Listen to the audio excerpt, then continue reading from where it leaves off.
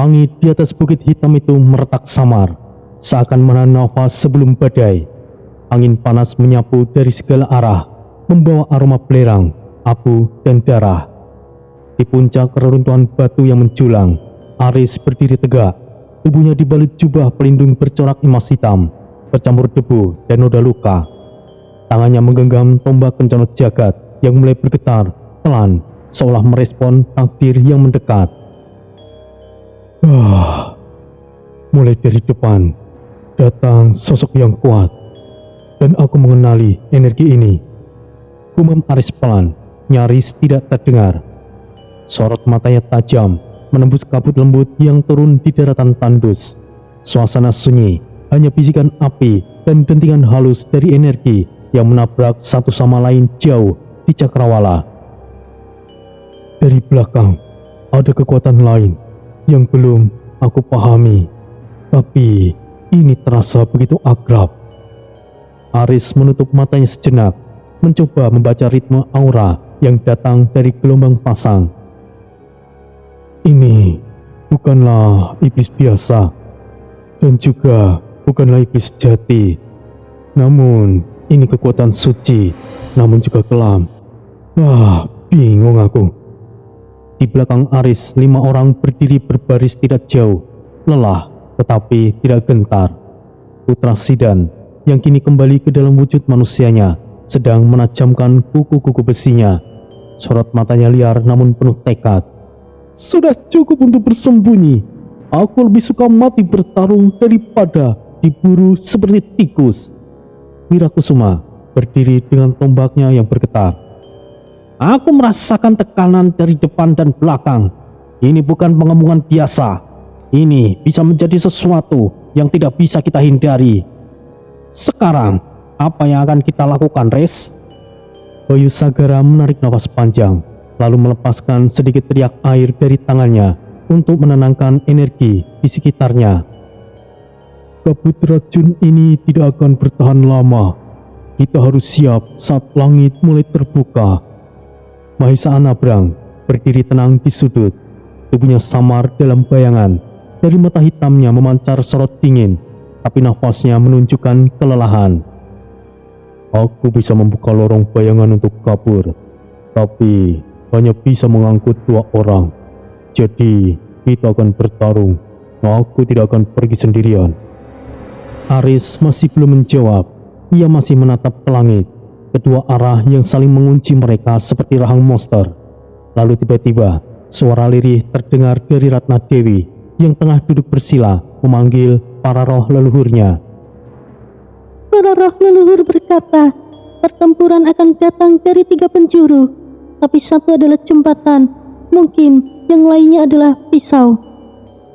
Tidak perlu mengatakan dengan sebuah kata yang puitis, Ratna. Katakan dengan apa adanya. Salah satu dari mereka tidak datang untuk membunuh, tapi kita tidak tahu siapa. Tapi untuk saat ini jangan percaya siapapun. Alah, itu tidak penting, Ratna. Jika yang ingin bicara, kita akan bicara. Yang ingin membunuh, maka kita akan memberi mereka akhir yang pantas. Suara gemuruh dari arah barat mengguncang tanah. Ledakan energi membuat kabut retak di udara. Sebuah tanda bahwa pertempuran besar hampir tiba. Terdengar dari jauh dentuman langkah-langkah besar dan aura panas serta kilauan senjata. Lalu, dari arah timur, kilatan petir dan kabut kegelapan mulai merayap perlahan. Datang dari kekuatan Sura yang mengguncang fondasi tanah iblis. Mahisa Anabrang berkata dengan pelan, "Mereka sudah sangat dekat. Kita harus bersiap." Aris berdiri di tengah semua tekanan itu, tetap tenang. Ia memutar tombak pencana jagat dan menancapkannya perlahan ke tanah. Suara logam suci menghantam batu membuat semuanya terdiam sejenak. Kita sudah sejauh ini, bukan saatnya untuk mundur. Kita akan hadapi mereka. Ucap Aris, suaranya tenang tapi tajam seperti bilah baja. Putra Sidan hanya tersenyum sinis. Kau berbicara seperti kita akan mati, Res. Jika aku akan mati, setidaknya aku akan membawa lebih banyak dari mereka mati bersamaku. Dan kita akan menjadi legenda yang membakar jalan sebelum berakhir. Aris menarik napas panjang, lalu mendongak ke arah langit. Siapapun yang akan datang, kita hadapi. Entah itu Dajjal, Raja Argos, atau siapapun itu. Kalau memang ini adalah akhir, maka kita buat akhir yang penuh kenangan. Di kejauhan, langit mulai berubah. Bintang-bintang di langit iblis satu persatu menghilang dari balik kabut. Malam itu bukanlah malam biasa. Malam itu adalah malam sebelum segala arah runtuh menjadi satu. Kehendak, dendam, dan takdir. Dan di bawah langit yang terus berdenyut merah, 6 manusia berdiri diam di tengah daratan kering dan tandus. Tubuh mereka didera luka yang letih, tapi hati mereka tetap menyala, bersiap, bersatu, dan menunggu hingga dunia berani menurunkan badai terakhirnya. Langit retak di atas puncak bukit tandus. Suara itu bukan sekedar dentuman petir, melainkan gema, kehendak 3 kekuatan besar yang kini berkumpul dalam satu medan. Kabut yang sebelumnya menggantung lembut di sekitar hutan iblis itu tersibak, setiap disapu oleh tangan yang tidak kasat mata. Dari arah timur, langkah-langkah berat dan menggetarkan bumi terdengar berderap. Udara menjadi tebal, panas yang menyusuk sampai ke tulang. Kemudian, dari balik kabut merah darah, muncul 3 sosok, Sura, Azel, dan Kael. Aura mereka membakar tanah, meninggalkan jejak api dan belah bumi di setiap langkahnya.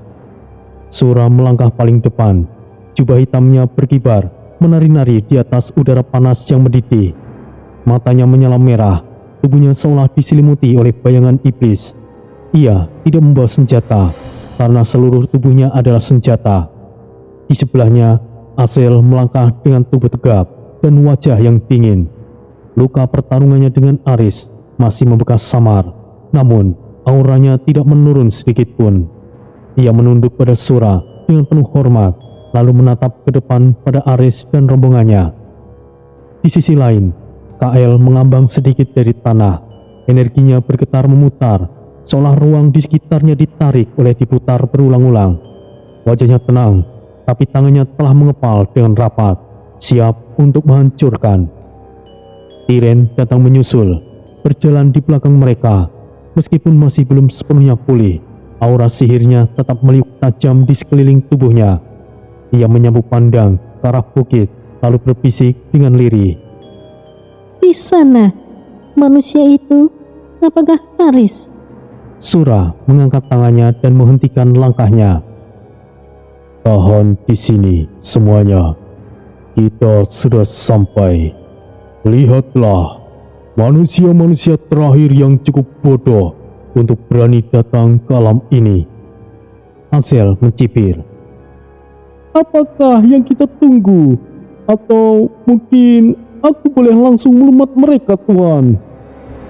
Tuan Sura menginginkan mereka hidup. Ingat itu, Azel. Aku akan melawan salah satu dari mereka. Kali ini, aku tidak akan gagal. Tunggu saja, manusia. Aku akan membelai lehermu sebelum mencabutnya. Suara Sura lurus menatap ke arah Aris yang masih berdiri tegak di atas batu. Sementara itu, dari belakang bukit suara langkah pelan terdengar. Tidak bergema, tidak ada amarah, hanya langkah yang membawa aura sedingin kematian dan seberat takdir. Tori telah tiba. Di sampingnya, Bloody menyentuh ganggang tombaknya yang mulai panas dengan sendirinya. Tori, ada di sana. Aku bisa merasakannya. Kekuatan dari arah timur. Itu pasti Sura. Tori hanya diam. Ia menatap medan yang terbentang di hadapannya. Angin berhenti. Debu melayang, membentuk garis halus yang memisahkan dirinya dengan Aris, dan juga dengan Sura, dengan dunia yang dulu ia tinggalkan. Ini bukanlah pengepungan. Jelas kali ini Aris dan lainnya tidak akan bisa lolos. Apa maksudmu, Tori? Apakah mereka akan membunuhnya? Membunuh? Aku rasa lebih mengerikan dari itu, Glody. Aku sudah merinding hanya membayangkan jika Aris dan lainnya tertangkap. Mungkin mati akan lebih baik dari itu. Lalu, apa yang akan kita lakukan, Tori? Tori perlahan mencabut pedang dewa iblisnya dari punggung. Logam hitam keunguan itu berkilat dengan dingin. Jangan dulu bertindak. Aku ingin melihat kakakku, bagaimana ia akan menyikapinya. Dari atas batu, Aris memejamkan mata. Ia merasakan tekanan yang luar biasa dari kedua arah. Tubuhnya bergetar, bukan karena takut, tapi karena jiwanya mulai menjerit, menantikan detik ia akan menentukan sejarah. Ratna Dewi berbisik lirih. Sekarang mereka akan datang. Menarik. Dari dua sisi, itu berarti kita terkepung. Satu langkah mundur, kita juga pasti mati. Wira mengangkat tombaknya dan bersiaga. Bayu Sagara memanggil arus air beracun dari tanah hidup. Jika begitu, kita akan hadapi bersama, hidup atau mati. Mahesa Anabrang menghunuskan bayangan tajamnya. Dan biarkan mereka datang. Kita buktikan bahwa para iblis itu tidak akan mudah untuk membuat kita tumbang. Di puncak bukit itu, 6 manusia berdiri dalam diam, dikelilingi oleh kekuatan para iblis yang selama ini hanya mereka dengar dalam legenda. Tapi tidak satupun dari mereka menunjukkan wajah yang gentar. Aris perlahan membuka matanya. Akhirnya hari ini telah tiba. Sudah saatnya untuk bergerak. Lalu dari arah barat, Tori mengangkat wajahnya. Aku melihatmu, Mas. Kau benar-benar terlihat menyedihkan. Langit mendung menggantung. Sinar darah dari langit iblis mengguyur medan yang akan menjadi sejarah. Dan dalam satu momen sunyi, semuanya berhenti bernafas, menanti siapa yang akan bicara lebih dulu, atau siapa yang akan menyerang lebih dulu. Tapi satu hal yang pasti, konvergensi telah dimulai. Dunia tidak akan sama setelah ini. Langit iblis nampak lebih merah dari biasanya. Cahaya suram yang menetes dari awan seperti darah beku menimpa tanah tandus yang retak dan bergetar. Tanah itu kini menjadi medan sejarah. Di tengahnya, Aris berdiri seperti penumpang dunia yang menanti badai dan dua sisi. Aris memejamkan mata sejenak, merasakan energi yang mengalir seperti arus petir di tubuhnya. Ia membuka mata dan menoleh ke arah rekan-rekannya. Bayu, Mahesa, Wira, kalian ke depan. Hadapi mereka yang datang dari timur. Suaranya dalam, tenang, namun tegas. Wira mengangguk, menggenggam tombaknya lebih kuat. Mahesa Anabrang menarik nafas dalam, lalu menghunus belati bayangannya. Bayu Sagara menggerakkan air kental kehijauan dari telapak tangannya, membentuk pusaran pelindung di sekeliling mereka. Ini memang merepotkan. Tapi jika mereka menyerang duluan, jangan bertahan, langsung serang balik. Ketiganya melangkah ke sisi depan medan, ke arah di mana api dan tekanan sihir membara dari langkah kaki Sura dan anak buahnya. Aris selalu menoleh kedua orang lainnya. Putra, Ratna, kalian bersamaku. Kita akan ke belakang. Putra memutar bahunya, siap dengan tombak leaknya. Kau yakin mau menghadapi belakang sendirian, Res? Tidak sendiri. Aku punya dua orang paling keras kepala di sisiku. Ratna tersenyum tipis. Matanya masih basah oleh cahaya roh. Ia tidak berkata apa-apa, hanya melangkah di sisi Aris. Dan terakhir, Aris menoleh pada sosok berjubah sayap yang berdiri di tengah menghadap langit. Raka, aku tahu tugasku, Tuan. Jaga keseimbangan. Jika ada yang kewalahan, bantulah jika kau mampu. Ucap Aris pendek lalu berlalu. Raka tidak menjawab. Ia berdiri di batas dunia, tidak bergerak. Di atasnya, awan terbelah membentuk pusaran lambat, seolah langit tahu siapa yang berdiri di sana. Di sisi timur, Sura berhenti melangkah. Ia memincingkan mata saat melihat Raka Wisesa yang berdiri sendirian menghadang jalurnya. KL menyeringai. Mereka sepertinya sudah pasrah. Ingatlah, seekor kelinci sekalipun bisa menggigit jika terdesak. Sura, Tuan Sura, izinkan aku. Tidak, hentikan Azel. Potong Sura sambil melangkah maju. Ia mendekati Raka dengan langkah yang ringan. Sampai akhirnya, jarak mereka tinggal beberapa puluh langkah. Raka Wisesa masih tidak bergerak. Waktu kita bersinggungan lagi. Meskipun kau menutupi identitasmu, aku tahu siapa kau.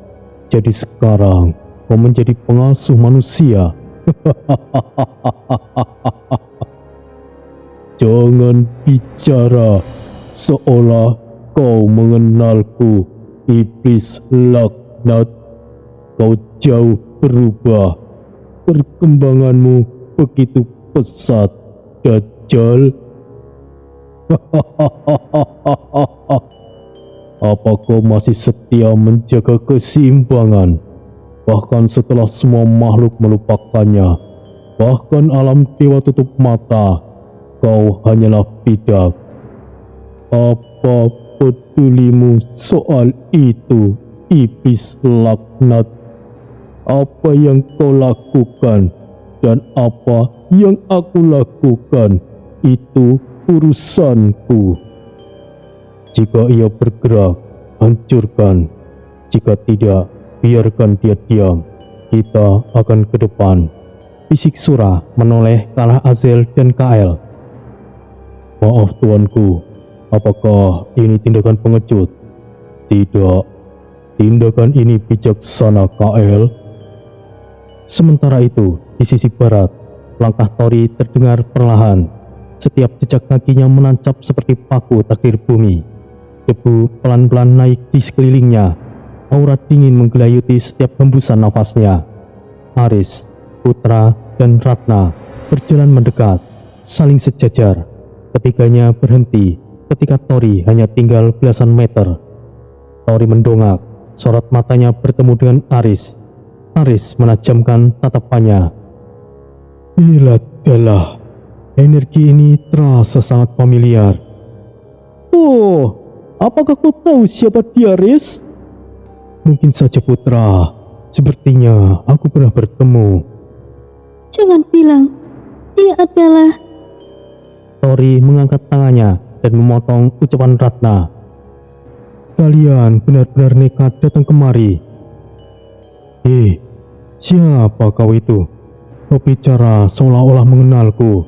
Siapapun itu, aku tidak pernah bertemu dengan iblis sepertimu. Tentu saja. Manusia juga hanya bagian dari ternak bagi kami, jawab Tori dengan dingin. Ia tidak ingin langsung membongkar jati dirinya, mengingat lokasi Sura dan lainnya tidak begitu jauh. Putra bersiap dengan tombaknya. Tidak perlu omong kosong, Riz. Jika ingin bertarung, maka majulah. Bloody tertawa kecil. Apakah kalian segitunya ingin cepat mati? Putra, cukup, hentikan. Jangan memperkeruh suasana. Apa bedanya, Riz? Apa kau berharap para iblis itu mempersilahkan kita untuk pergi? Diamlah, Putra. Jangan banyak bicara. Kita mulai saja. Suasana menjadi hening. Angin berhenti. Lalu tiba-tiba, tanpa aba-aba, Aris bergerak. Tombak pencono jagat melesat ke arah Tori seperti kilat, hanya dalam setengah detik. Tanah tempat Tori berdiri meledak, menciptakan kawah kecil. Namun, Tori tidak ada di sana. Aris membelalak. Walah Jian, pergerakannya lumayan cepat juga. Tombaknya tertangkis.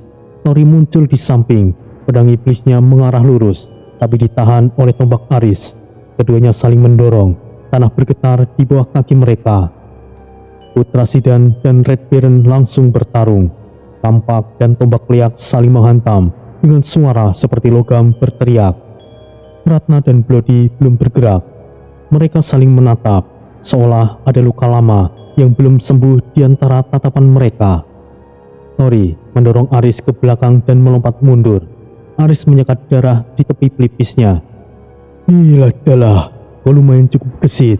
Ini lumayan menyenangkan. Majulah. Dan kau juga terlalu terburu-buru. Apakah kau begitu terdesaknya, Aris? Jangan menyebut namaku dengan mulut iblismu itu. Mereka saling terkunci, senyap, tapi bukan diam. Itu adalah pertanda bahwa petir baru mulai menyambar. Langit mendidih dalam pusaran energi merah dan ungu saat perintah suara menggema melalui udara. Suaranya dalam dan tidak terbantahkan, menghentakkan tanah seperti gelombang sihir. Sekarang, hancurkan mereka! Suara itu belum hilang saat 3 sosok melesat ke depan. Tiren melayang seperti kabut pekat yang hidup. Tubuhnya bersinar samar dengan pancaran ilusi hitam keunguan. Di sisinya, KL melompat tanpa suara. Langkahnya tidak meninggalkan bekas di tanah, seperti udara yang menyamar menjadi iblis. Azel melangkah paling lambat, namun setiap jejakan kakinya menimbulkan retakan seperti palu raksasa yang menghantam permukaan dunia. Dan di seberang mereka, Bayu Sagara mengangkat kedua tangannya. Pusaran air hijau kelam dan angin berputar kencang mengelilingi tubuhnya. Mahisa Anabrang berdiri tanpa suara. Tubuhnya mulai menipis, membaur dengan bayangan pohon-pohon tinggi yang membatu. Wirakusuma berdiri kokoh di tengah. Tombaknya mengarah ke depan dan ajian dari darah leluhur Prabu Siliwangi mulai menyelubungi tubuhnya dengan aura macan putih yang mengaum pelan. Tubuh KL tiba-tiba menghilang, muncul tepat di hadapan Wirakusuma dalam 1 detik. Sepakan kakinya mengenai udara, atau seharusnya begitu. Namun Wira sudah membaca pola itu. Dengan 1 kilatan tombak, ia menangkis tendangan itu, menciptakan ledakan angin berbentuk lingkaran. Tubuh KL terlempar ke belakang, tapi ia membalik di udara, mendarat dengan 1 lutut lalu tersenyum. Tombakmu cukup berbahaya. Tidak perlu banyak bicara, iblis. Majulah, sahut Wira. Dan seketika aura macan putih meledak dari tubuhnya. Seekor macan raksasa dari cahaya melesat ke arah KL, mengaum puas dengan taring yang terbuka. KL menjejak tanah, membelah ruang di sekelilingnya. Ilusi ruang tumpang tindih menyelimuti jalur macan putih itu, mengacaukan persepsi. Di sisi lain, Mahisa Anabrang bergerak di balik bayangan. Tubuhnya membelah jadi 4 versi. Semuanya menyerang Azel dari arah yang berbeda. Namun Azel, meskipun sedikit lamban, memiliki kulit seperti batu hidup yang tidak bisa ditembus. Mahisa menusukkan belatinya ke sisi kiri tubuh Azel, lalu dari belakang, lalu dari atas, dan dari semuanya tertahan. Azel berbaring lambat. Bayangan, bisa kau sembunyikan, tapi suara detak jantungmu masih bisa ku dengar. Azel memukul tanah, retakan mengalir seperti guratan magma, meledak ke segala arah. Salah satu bayangan Mahisa langsung lenyap. Namun, Mahisa yang asli muncul dari balik tubuh Azel dan membisikkan mantra. Dioting Sun Ajiku, Wayang Tunggal. Bayangan Mahisa berubah menjadi duri-duri tajam dari kegelapan, menelusup ke dalam celah kulit Azel yang sempat terbuka. Azel meraung, terdorong ke belakang, dan tubuhnya mulai membeku sebagian. Dan sementara itu, Bayu Sagara berhadapan langsung dengan Tiren.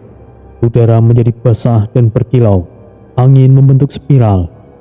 Tapi dari tubuh Tiren, kabut beracun menyebar, tidak hanya menyelimuti tubuh Bayu, tapi juga menembus roh. Tiren tersenyum dan matanya berkilat dingin. Hei manusia laut, teknikmu tidak akan bisa membasuh racun yang kutanam pada jiwamu. Bayu Sagara mundur selangkah, matanya mulai kabur, tapi ia mengatupkan kedua telapak tangan dan memanggil nama leluhurnya. Arwah laut bencana, ombak ajian bertuah. Dari tubuhnya, gelombang air suci menyembur ke depan, menghantam kabut dan membuyarkan sebagian racun. Air itu tidak hanya menyucikan tubuh, tapi juga jiwa. Tiren tersentak. Aura ilusi retak di beberapa titik, namun ia tidak mundur, justru maju dan menyentuh tanah. Tiba-tiba, Bayu Sagara terjebak dalam penglihatan. Ia melihat ibunya mati tenggelam, kampungnya dibakar oleh iblis laut, dan dirinya sendiri dikubur hidup-hidup oleh rasa takut. Sial, ini adalah ilusi racun. Namun, dari arah sisi lain, suara Wira menggema. Bayu, gunakan otakmu, jangan sembarangan bertindak. Bayu teringat, ia membuka mata, lalu mengalirkan energi ke dalam kakinya, dan dalam satu hentakan, gelombang air menebas tanah dan memecah ilusi. Bayu Sagara kembali ke dunia nyata, dan langsung melempar tombak pusaran ke arah Tiren. Tombak itu menembus bahu Tiren, menghamburkannya ke belakang. Tiren terguling, berdiri dengan darah menetes tapi tertawa. Bagus, rupanya kalian tidak selemah yang aku kira. Di sisi lain, Wira dan Kael kembali bertarung sengit. Setiap tusukan tombak Wira diiringi oleh bayangan macan putih. Kael terus memutar ruang, tapi tubuhnya mulai tertusuk sedikit demi sedikit. Wira akhirnya menancapkan tombaknya ke tanah dan meledakkannya dengan mantra. Neating Sun Ajiku, Petua Siliwangi, Makuta Macan Dirgantara. Sosok macan bersayap muncul dan menabrak Kael, menghantam tubuhnya hingga terpental jauh ke reruntuhan batu. Maisa Nabrang juga terus menyerang Azel. Ia mengikat tubuh Azel dengan bayangan jaring, lalu menciptakan duplikat dirinya sendiri yang menyerang dari 8 arah. Azel meledak dalam teriakan. Kalian memang pantas dipanggil prajurit terkuat manusia, namun sayangnya di sini adalah akhir kalian. Sementara itu, di atas langit mereka, Sura hanya tersenyum tipis, menatap pertarungan dengan mata penuh rencana. Biarkan mereka bermain sebentar lagi, gumam Sura dengan lirih. Namun, dari arah belakang, ledakan besar terjadi. Suara denting senjata dan jeritan roh pecah di udara. Tori telah melepaskan pedangnya, dan Aris baru saja mengayunkan tombaknya. Dua pusat kekuatan baru akan saling berbenturan. Benturan senjata terdengar saat Glodi dan Ratna Dewi menerjang ke depan. Aura spiritual mereka membentuk pusaran cahaya dan bayangan.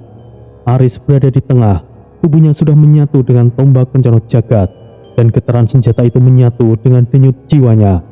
Ketiganya menyerang dari 3 arah berbeda, mengepung sosok pria tinggi yang berdiri tenang dengan satu tangan di belakang punggungnya. Tori, dengan jubah panjang hitam keperakan, tidak mengangkat senjata. Sorot matanya tajam namun damai. Tubuhnya tetap tidak bergerak meskipun 3 serangan mendekat sekaligus. Gelombang energi spiritual bertabrakan di udara, menciptakan ledakan kecil yang menyibak kabut di sekitaran mereka. Tanah retak, udara terbelah, tapi sebelum serangan menyentuh targetnya, sebuah suara menggetarkan dunia. Mas Aris, sudah cukup. Lihat aku baik-baik. Suara itu tenang, dalam, dan menyayat lapisan waktu yang telah berlalu bertahun-tahun. Aris, yang hendak menusukkan jantung lawan dengan tombak pencono jagat, berhenti seketika.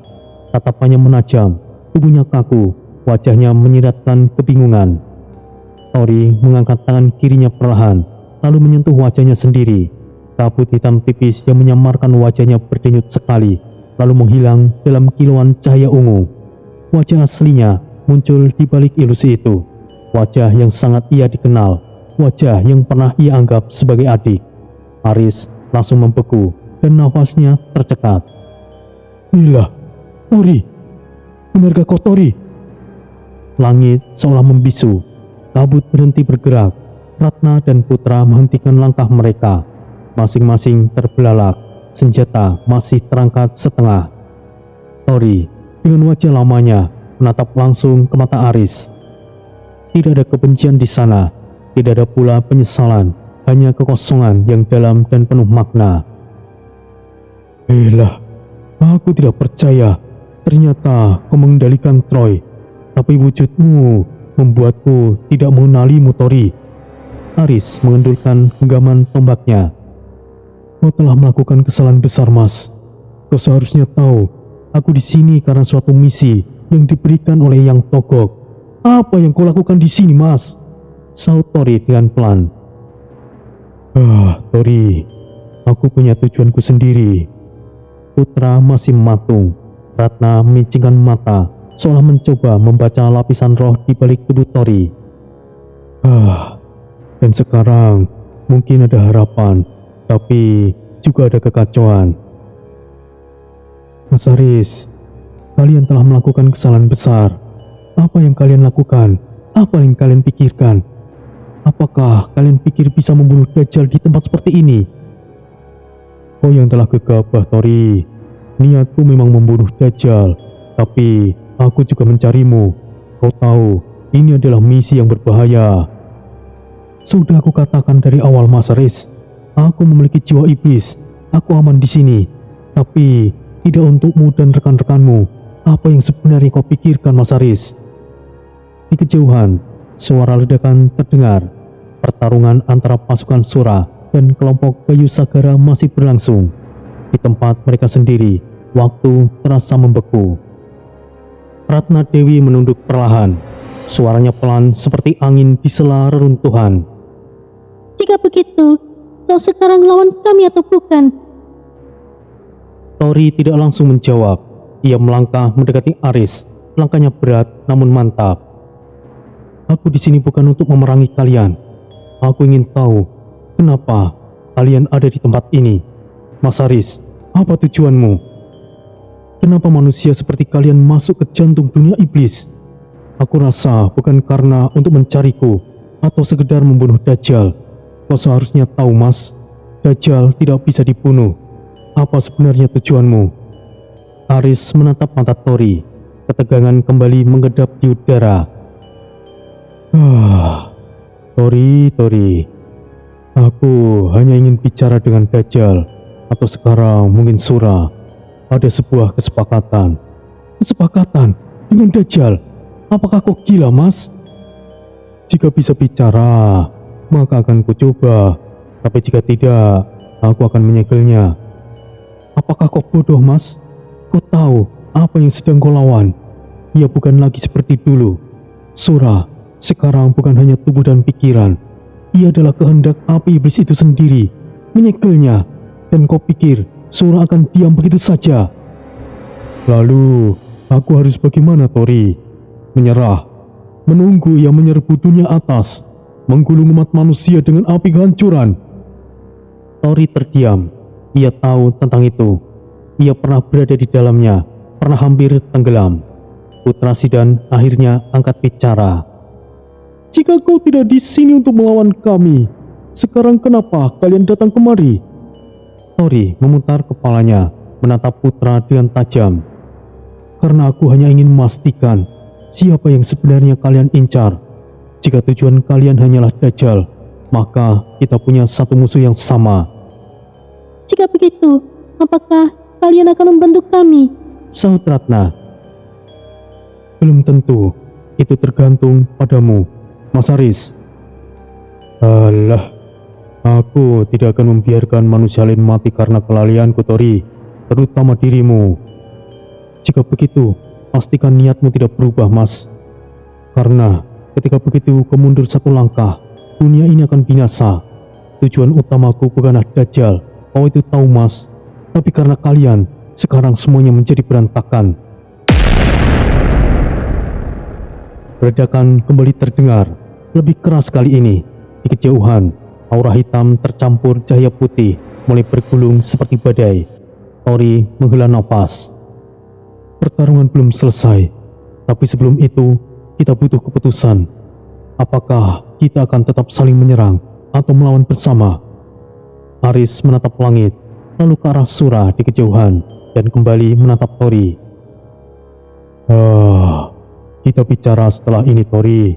Tapi untuk saat ini tetaplah seperti iblis pada umumnya dan anggap aku sebagai musuh. Baiklah jika begitu, Mas Aris. Mereka berdua saling mundur satu langkah, bukan untuk menjauh, tapi untuk memberi ruang pada masa depan yang belum jelas bentuknya. Ledakan kecil terdengar saat dua pasang kaki menghantam tanah dengan amarah yang meletup. Ratna dan Aris baru saja mengakhiri percakapan dengan Tori saat suara Red Baron menyusup ke dalam sela keheningan. "Nama keluargamu Sidan, ilmu liak. Kau ternyata sudah berubah." Putra yang baru saja mundur dari sisi Aris menoleh dengan cepat. Tatapannya tajam seperti bilah keris yang baru saja diasah. "Oh, apakah kau barusan bilang Sidan?" Red Baron mengangguk pelan. Ia melangkah maju. Helm hitamnya memanculkan cahaya merah dari langit Asura. Suasana hening, bahkan suara pertarungan di kejauhan seakan tidak mampu menembus momen tersebut. Putra mendekat, matanya tidak berkedip. "Lalu, siapa kau? Kau tidak layak menyebut nama itu." Perlahan, Red Baron mengangkat tangannya, dan dalam satu gerakan, bagian bawah itu tersikap. Di baliknya, terlihat wajah manusia, meskipun pucat, namun diselimuti jejak sihir iblis. Sorot mata yang dahulu ia kenali dalam kenangan. Aku Raka Sidan, adikmu." Putra langsung terpaku, seluruh tubuhnya menegang, bibirnya terbuka, tapi tidak ada suara yang keluar. Dalam sekejap, ingatan masa lalu melintas. Senyuman Raka kecil yang pernah bermain bersama di desa bawah gunung, suara tawa mereka saat berlatih hajian, hingga momen terakhir saat Raka menghilang dalam malam penuh asap dan jeritan. Tidak, ini tidak mungkin. Kau seharusnya sudah mati." "Aku tidak mati, kakak, tapi aku berubah." Putra mencengkeram pedangnya. Aura liaknya mulai meledak. "Tori, ini salahmu. Kalau bukan karena kau..." "Berhenti! Jangan salahkan dia, kakak. Ini keputusanku. Aku seperti ini karena aku lemah. Itu karena kau tidak pernah mengizinkan aku untuk bermain dan berlatih ilmu leak. Seandainya aku lebih kuat, seandainya kau tidak menghalangiku untuk belajar, semua ini adalah salahmu, kakak."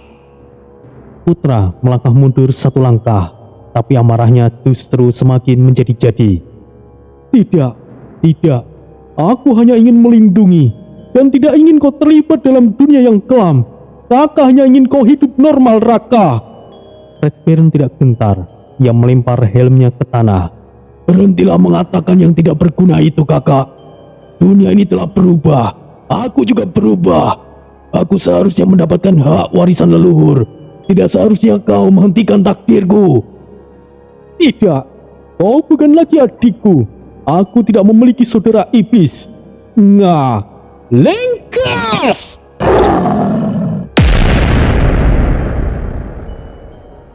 Dalam sekejap, Putra Sidan berubah.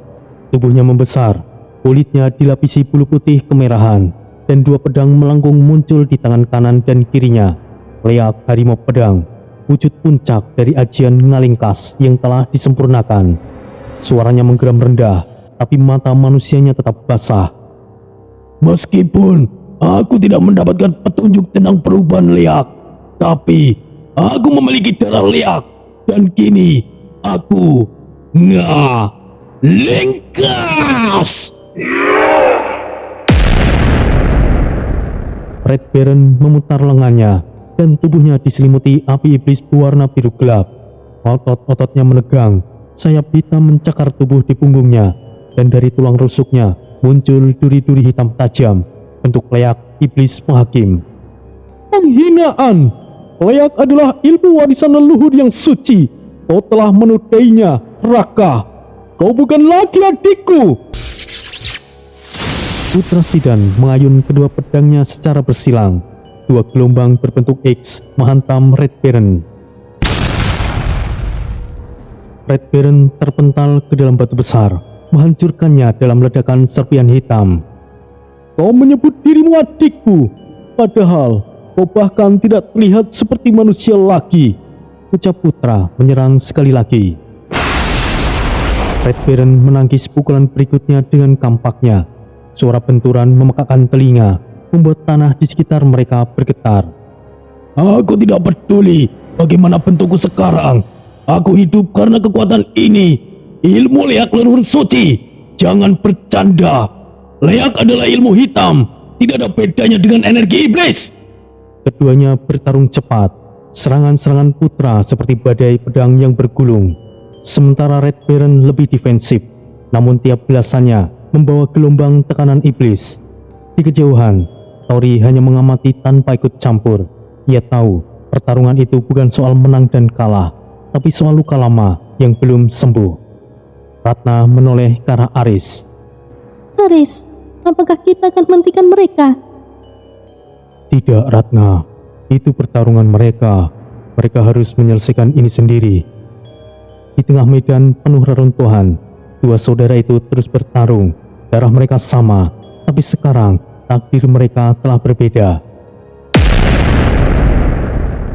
Tanah berguncang saat Ratna Dewi menghentakkan kakinya ke tanah, memecahkan permukaan keras di bawahnya hingga membentuk retakan-retakan yang membara. Api spiritual berwarna ungu kehijauan melesat dari tubuhnya, menggetarkan udara di sekitar. Udara menjadi lebih berat. Langit di atasnya berdenyut seperti tercekik oleh emosi yang memuncak. Bloody sudah tidak sabar ingin mengatakan, Dina, kaukah itu? Aku dengar kau sudah mati. Siapa kau? Iblis? Teriak Ratna, suaranya bergema hingga menembus celah pepohonan. Bloody yang berdiri tidak jauh di hadapannya tetap diam. Matanya tajam, tapi kali ini ia terlihat ada bayangan samar di dalam sorotan matanya. Ia menunduk, satu tangan menyentuh gagang tombaknya, tapi belum mencabutnya. Angin meliuk di sekeliling mereka, berputar cepat seolah menyadari akan adanya pertempuran jiwa yang akan pecah. Kenapa? Kenapa kau bisa tahu nama Dina? Siapa kau, iblis? Atau jangan-jangan kau yang telah membuat Dina tewas? Oh, aku sepertinya salah lihat. Aku kira kau adalah Dina, tapi ternyata itu tidak. Kau terlalu berbeda. Maaf jika aku salah sangka. Aku tidak mengenal Dina, tapi aku... Berhenti mengatakan nama itu dengan mulut iblismu. Ratna Dewi melemparkan serangan roh pertama. Sebuah loncatan energi berbentuk gelang roh raksasa menghantam tempat Bloody berdiri. Ledakan memekakkan telinga, mengiringi dentuman di tanah. Bloody terpental ke belakang, tapi dengan satu gerakan ia mendarat sempurna. Matanya masih terpaku ke hadapan Ratna. Ratna Dewi berjalan maju, langkahnya bergetar oleh amarah. Rambutnya tergerai liar, matanya merah membara. Aura leluhur melingkari tubuhnya, membentuk bentuk bayangan seorang perempuan tua berselendang putih. Jawab aku, iblis. Dina, apakah kau mengenalnya? Siapa ia bagimu? Kenapa kau menyebut namanya? Bloody menghela nafas panjang. Sudah aku katakan, aku tidak mengenalnya. Aku dulunya manusia, dan nama Dina aku dapatkan dari seorang peri. Ratna langsung membeku sejenak. Namanya adalah Rara, sahabat gaibnya Dina. Sepertinya kau ada hubungannya dengan Dina. Kalian sepertinya bersaudara kembar.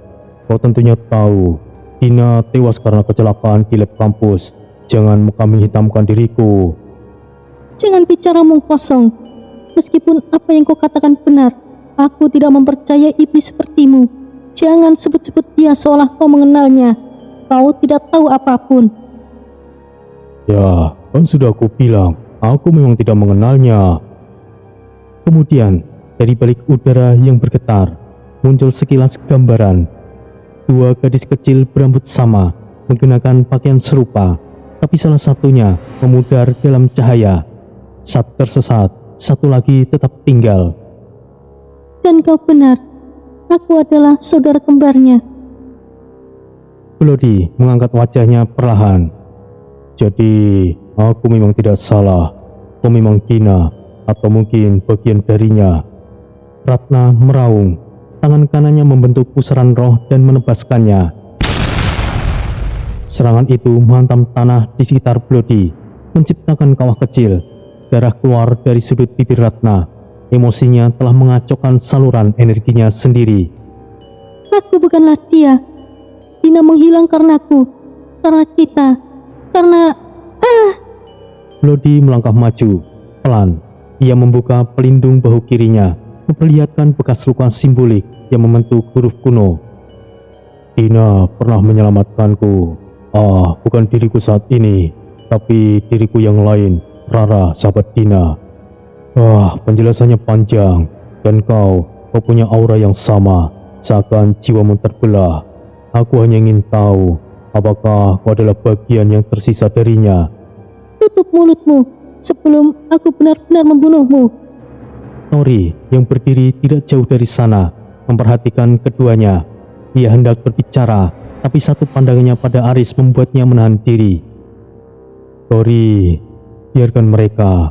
Ini urusan hati yang lebih dalam dari medan perang. Sementara itu, langit Asura mulai bergetar. Denting sihir dimensi mulai terasa dari arah timur. Sinyal bahwa kekuatan besar lain sedang mendekat. Tapi bagi Ratna dan Blodi, dunia telah mengecil. Hanya tersisa masa lalu, luka, dan nama yang tidak seharusnya disebut. Sementara roh leluhur di belakang Ratna menunduk, menangis dengan pelan. Dua kekuatan spiritual mereka kembali bentrok. Langit mendadak gelap, dan masa lalu kembali menyeret mereka ke dalam pusaran takdir yang belum selesai. Angin malam di atas bukit Asura berhenti seketika, seolah dunia ikut menahan nafas. Langkah kaki Raka Wisesa mantap. Tanah tidak bersuara meskipun ia melangkah di atasnya. Jubahnya yang terbuat dari kabut tipis mengepul dengan pelan, menyatu dengan suasana senyap yang menggantung. Di seberangnya berdiri sosok tinggi besar dengan mata merah redup yang penuh ejekan. Sura, iblis agung yang dulu dikenal sebagai Dajjal, menyeringai dengan tenang. Jubah gelapnya melambai tertiup aura panas yang ia pancarkan. Kau tidak berubah, masih menjaga manusia seperti boneka keramat. Raka Wisesa tidak menjawab dengan kata-kata. Ia hanya menatap tajam. Sorotan matanya menyala dengan cahaya putih samar. Namun kalimat Sura berikutnya menyulut bara dalam dadanya. Kau adalah sosok agung, bukankah kau adalah... Sebelum Sura menyelesaikan kalimatnya, Raka Wisesa sudah menerjang. Satu tendangan ringan seperti desir angin, tapi dengan tekanan dimensi yang tajam menghantam dada Sura.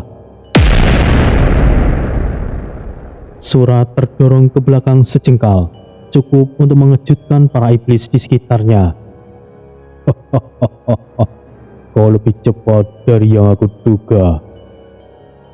Kau terlalu banyak bicara, iblis busuk. Gelombang energi langsung meledak.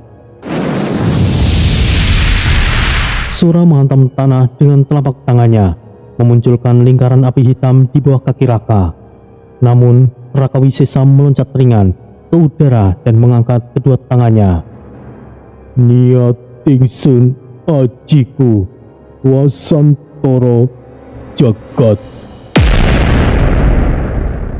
Ledakan angin suci murni melesat membelah tanah, menghantam balik ke arah Sura. Debu dan api berterbangan ke segala arah. Benturan energi itu membuat tanah berguncang dengan keras. Sura memutar tubuhnya, lalu melepaskan teknik iblisnya dari tangannya. Neraka Bala Lengkara. Semburan asap hitam penuh dengan roh terkutuk meledak dari tanah, menyambar tubuh Raka Wisesa seperti ular-ular kelam. Raka menggigit giginya, tangannya bergetar, tapi kemudian Niat Tingsun Ajiku Padma Saraprana. Dari tubuh Raka Wisesa memancarkan cahaya putih keperakan, aura damai tapi tajam. Asap neraka meleleh perlahan, berubah menjadi uap suci yang lenyap ke angkasa. Pertarungan terus berlanjut. Sura melompat, melayangkan pukulan lurus ke arah wajah Raka. Raka menepisnya dengan satu tangan, lalu membalas dengan lututnya ke perut Sura. Sura terhuyung, tapi langsung membalik tubuh dan menendang keras ke arah samping hingga Raka terpental. Ayolah, bukan ini saja yang kau bisa, bukan? Diamlah, iblis laknat. Niat Tingsun, ajiku Gajah Rukmo. Dari balik tubuhnya muncul bayangan gajah emas raksasa, mengangkat belalainya dan menerjang Sura.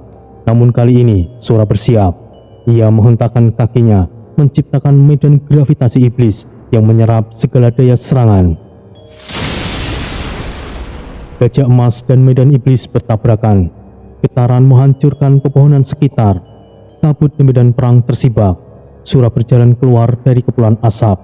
Wajahnya kini lebih serius. Bagus, kuat. Kau sangat kuat seperti dulu, sama sekali tidak berubah.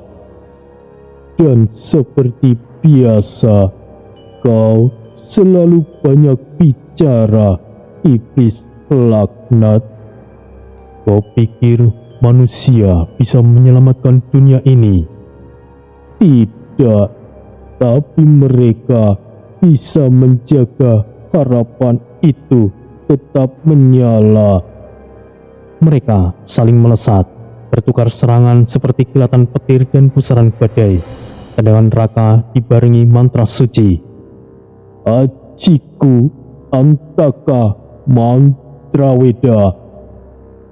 Pukulan Sura menyatu dengan kutukan ribuan iblis. Kuyuk Kuraka. Benturan demi benturan mengguncang tanah. Langit bahkan sempat bergetar samar. Mereka tidak menggunakan kekuatan penuh. Keduanya tahu bahwa itu bukan waktunya untuk mengakhiri, tapi hanya untuk mengukur. Akhirnya, setelah puluhan jurus, Raka dan Sura saling mundur. Hari ini belum saatnya. Jangan berbangga diri, iblis laknat. Sama sekali tidak. Tapi kau akan tahu saatnya bertarung dengan benar. Semesta iblis, pinjamkan kekuatanmu. Raka Wisesa langsung bersiap. Tunjukkan kemampuanmu, Dajjal. Batara Durga, Ajisaka, Anoman.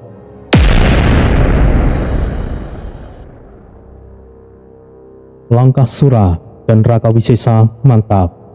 Alam Asura tahu itu barulah awal. Api pertempuran sejati masih menanti waktu yang tepat. Di balik diam mereka, dua kekuatan kutub semesta telah saling mengunci.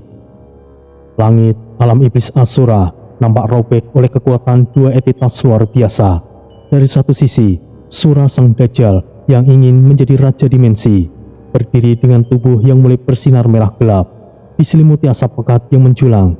Dan di sisi lain, Raka Wisesa, utusan para penjaga semesta, berdiri megah dengan tubuh raksasa berotot setelah mengaktifkan ajian Durga Hanuman. Rambutnya melambai karena tekanan energi, matanya bersinar putih keperakan, dan kakinya menghantam tanah dengan kekuatan seperti gunung yang turun dari langit. Ledakan pertama terjadi saat dua sosok itu saling menerjang. Serahkan manusia itu. Dunia ini bukanlah milik kalian. Dasar iblis laknat. Kau pikir aku akan diam saja? Pertarungan kembali terjadi. Tebasan Dajjal, pedang iblis warisan Dajjal, mengoyak udara seperti luka terbuka. Aura merah hitam dari pedang itu menggetarkan tanah, menghanguskan setiap helai rumput kering yang masih tersisa di daratan Asura.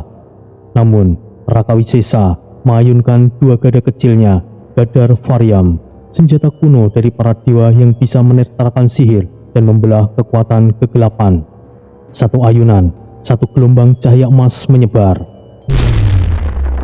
Benturan antara Drakjal dan Gadarvariam menimbulkan dentingan membelah dimensi. Udara seperti memekik, langit menggulung seperti lautan, batu-batu besar terangkat dan melayang, terbakar oleh gesekan aura keduanya. Kau adalah iblis sejati, menyatu dengan alam ini. Tapi ingatlah, iblis laknat, aku bukanlah sosok biasa. Aku adalah penjaga jalur antara semesta dan kehancuran. Ucap Raka dengan tenang dan melangkah maju. Sura mengangkat tangannya, menyerap energi dari tanah, langit, dan udara di sekitar. Urat-urat hitam menyebar dari tubuhnya.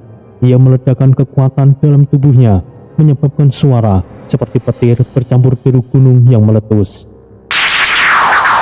Lihatlah dan tunduklah, Raka Wisesa. Inilah kekuatan sejati iblis murni. Raka Wisesa terpental ratusan meter ke belakang, menciptakan parit besar di tanah yang tubuh raksasanya berguling. Tapi ia bangkit dengan cepat. Kau bukan satu-satunya yang bisa memanggil kekuatan murni iblis laknat. Niat Tingsun Ajining Nyowo Ajian Durga Hanoman. Tubuh Raka Wisesa bersinar keemasan, lalu terdengar teriakan keras dari dalam dadanya. Aura para leluhur muncul di belakangnya, bayangan para raja-raja tua, para resi, para ksatria yang telah moksa dari dunia lama. Sura nampak terkejut, namun kemudian tertawa. Kau pikir bayangan masa lalu bisa menolongmu dari dunia masa depan?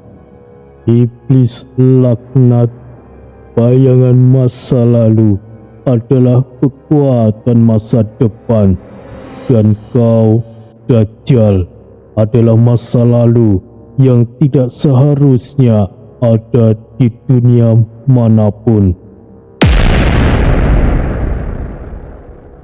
Dua kekuatan kembali bertubrukan, dan kali ini Raka Wisesa menyerang dengan combo tendangan langit dan pukulan Gadarvariam. Tanah tempat Sura berpijak retak, bahkan langit nampak seperti mencair oleh tekanan mereka. Sura menghindar dengan cepat, lalu melesatkan Drakjal ke dada Raka. Tebasan itu menembus pelindung Raka, menciptakan luka dalam di bahunya. Tapi Raka Wisesa tetap berdiri. Luka adalah kekuatan. Terimalah ini, iblis laknat. Sura langsung terpental. Tubuhnya menghantam dua bukit kecil dan menciptakan kawah besar di belakangnya. Darah iblis menyiprat ke udara, berubah menjadi asap merah saat menyentuh tanah. Kau membuatku senang, Raka Wisesa. Aku sangat senang. Suara Dajjal mulai berubah seiring emosinya. Sura bangkit kembali, kali ini dengan aura yang lebih mengerikan. Di sekeliling tubuhnya muncul bayangan makhluk-makhluk yang pernah ia bunuh. Para roh itu menjerit, membentuk perlindungan seperti pusaran horor. Kemudian Raka Wisesa mengaktifkan ajian pemurnian. Gadarvariam berputar di udara, menciptakan cakra cahaya besar yang menyerap aura jahat di sekitar. Benturan dimensi terjadi. Di tengah ledakan itu, dua sosok bertemu kembali dalam satu pukulan terakhir. Getaran menghantam ke segala penjuru. Tanah merekah, langit berkabut. Mereka sama-sama terpelanting. Tubuh penuh luka, namun tetap berhenti. Ini belum selesai. Aku suka, kau sangat menghibur. Memang tidak akan pernah sampai salah satu dari kita menjadi abu. Dan mereka kembali saling menerjang. cahaya dewa melawan bayangan iblis. Cahaya dan kegelapan ketubrukan, sementara langit Asura yang sudah lama muram mulai memancarkan retakan merah di balik awan yang kelam, seolah turut menyaksikan perang yang tidak akan bisa dituliskan sejarah dengan tinta biasa.